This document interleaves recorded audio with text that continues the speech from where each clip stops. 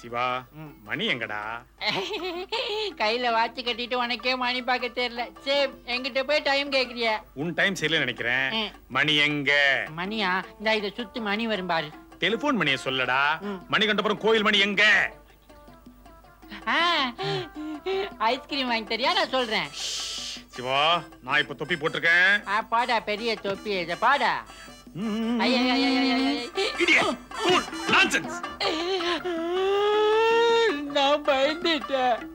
நான் பயந்துட்டேன்டா.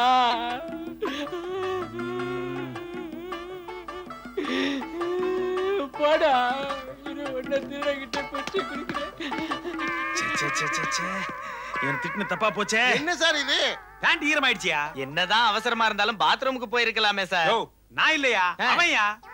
குழந்தை சார். குழந்தையாவே குடுக்குறவனுக்கு memo. He is suspended. Thank you, sir.